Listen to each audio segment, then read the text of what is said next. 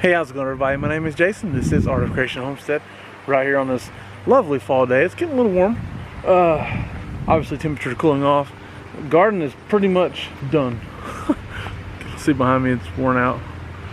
Still some peppers, but so the main summer garden obviously is done. It's held on as long as it can. But you know, this time of year, it's inevitable.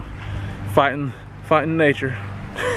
But we do have, as I kick myself over the Premier One fence, but we do have stuff growing, and we want to kind of go through today, give you a little quick tour, a fall garden tour, if you will, of how things are going, and possibly show you a couple of chickens, just because I love them.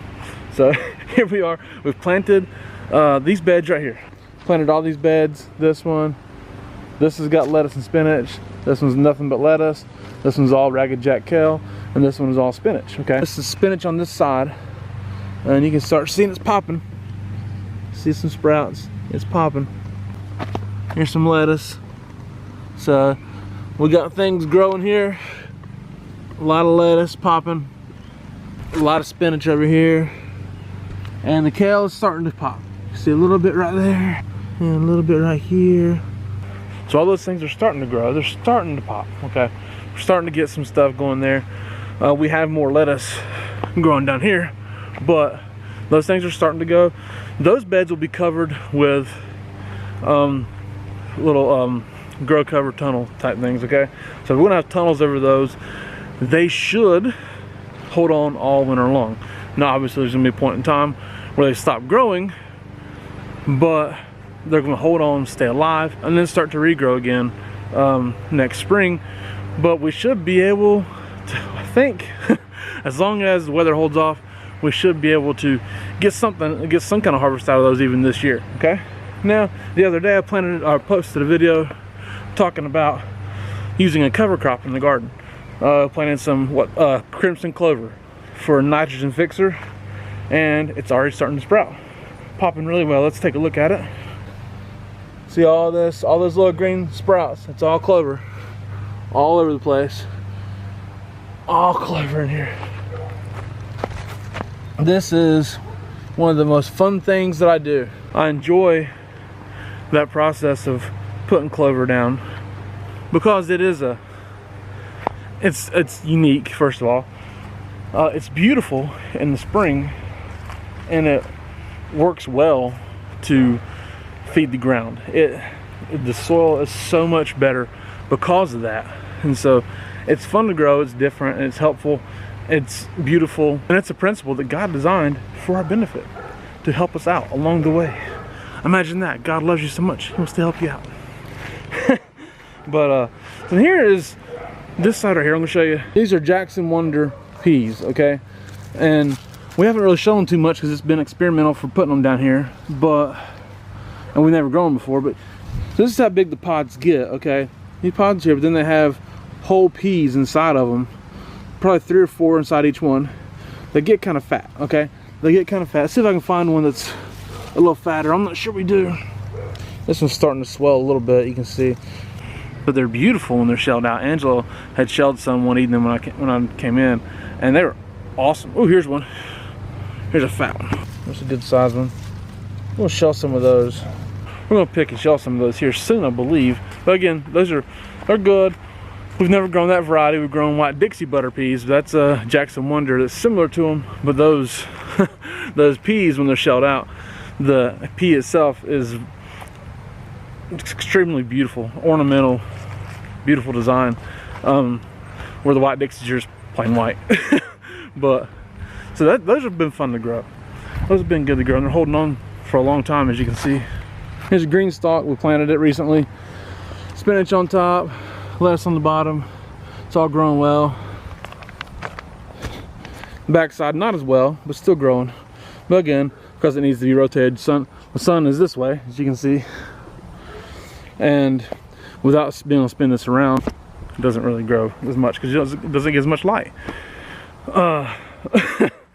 Again, green stalk does make a spinner for those. Last I saw, they were sold out. We could use a couple of them, and we'll get one when we have them in stock. But now we got these grow bags of carrots. 1, 2, 3, 4, 5, 6 grow bags. Okay, 6 grow bags of carrots. They're doing amazing. We're going to be able to cover those if it starts to frost and let them hold on until we can get a good harvest, which we're not far away from a good harvest now. See, beautiful, beautiful carrot tops here. And you don't get good carrot tops without carrots. See? Carrots in there, looking good. There's carrots in here. Let's see if I can get this one. I think this is a big one. Carrot right there is looking really good. I love growing fresh carrots. They're absolutely wonderful, sweet, just delicious. Put them in anything, and it's one of those things that you just can't get a carrot that tastes that good out the store. And these things, if we get this kind of harvest, it's going to be a beautiful carrot harvest, and it's going to be quite impressive and very beneficial and delicious. Behind me you see another green stalk. This is Mizuna. Alright, this is Mizuna here. It has grown fantastically well. Lettuce on top. But again, on the back, it starts to wane because there's no light. The spinners wouldn't benefit that a lot, but again, sold out. And there's another green stalk we planted full of fresh breakfast radishes. 1, 2, we put 3 in each spot. And again, you see them germinating here on the front and on the back, not so much. I think we got one couple right there. Just the nature of the game. We face south, sun's this way, there's nothing this way but trees. So happens. Speaking of trees, segue. Our trees that we bought this year and put in muck buckets are looking great. These are the 2 we had before. There's a little more sprawling, of course. Again, they don't have as much soil in them. And these are looking all looking really good. Again, those are all fruit trees. There's 2 apple trees, 2 nectar trees, cross between nectarine and apricot. I think there's a nectarine tree, a peach tree, cherry tree.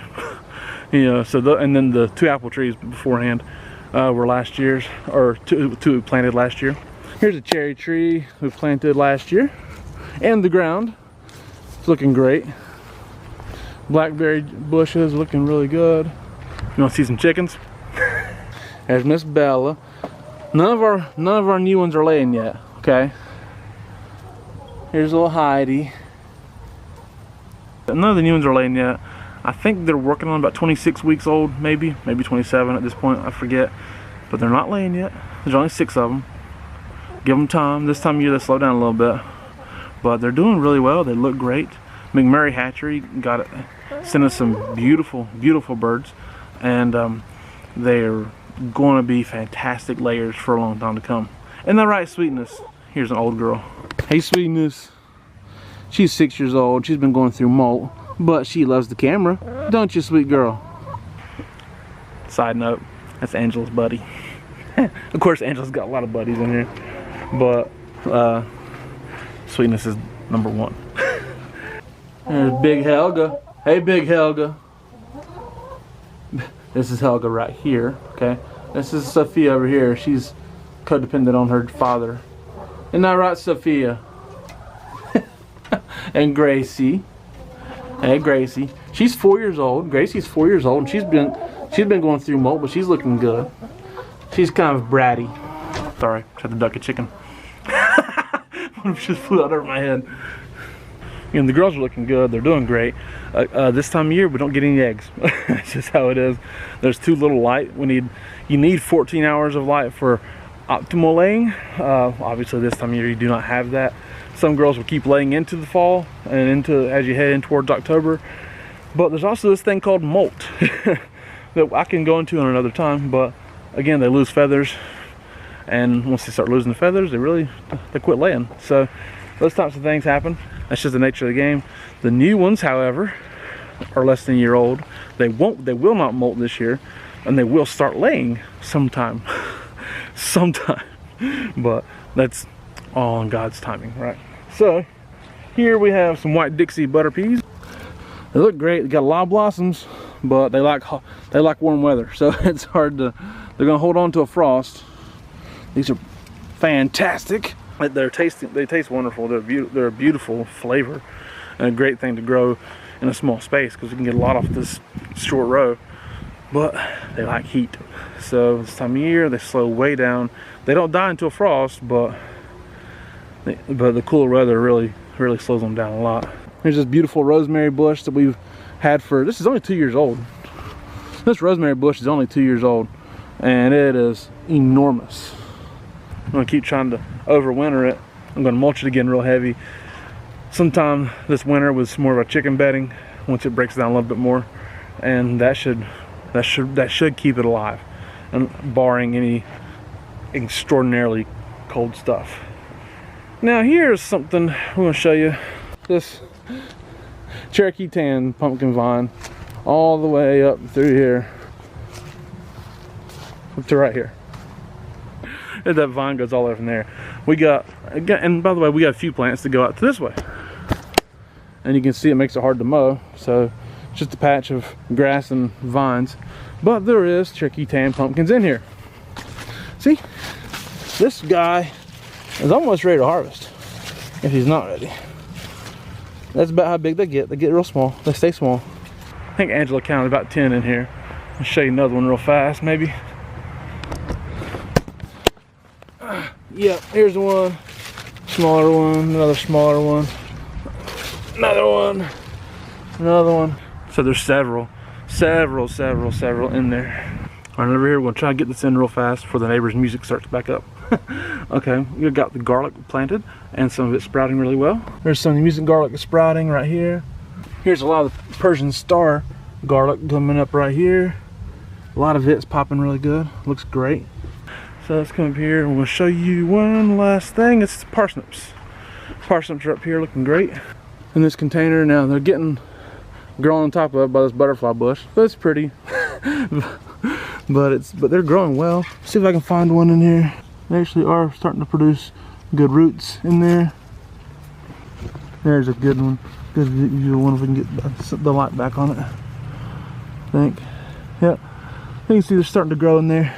Now those will get really big, really fat. And they want to go into the winter, okay? And if we're not gonna cover them, okay, those will not get covered. If they don't happen to get big enough, we're gonna leave them until spring and get them then. They want to be frosted on. Parsnips want to be cold, they want to be frosted on. Once the tops are frosted on, it helps develop the sugars inside of the parsnip itself. So those are gonna sit right there. They won't be getting much sun from here on out because the house is gonna block the light off of it. But come spring, if they happen not to be big enough yet, they'll start to regrow and we'll harvest them then, okay? So that's how those things are looking right now. Again, still can grow a lot of food, and you know, our motto is just keep planting. Just keep planting. Plant and harvest, grow everything. Everything you can do, God has given you your space, He's given you your land, He's given you your time. Don't waste it. Do everything you can, do everything you can possibly do, and then keep trying, right? And sometimes you succeed, sometimes you fail. We certainly have both of those, have a lot of successes and failures both. All right, so thank you guys for watching. I do appreciate it. My name is Jason. This is Art of Creation Homestead. I love you guys. God bless you and goodbye.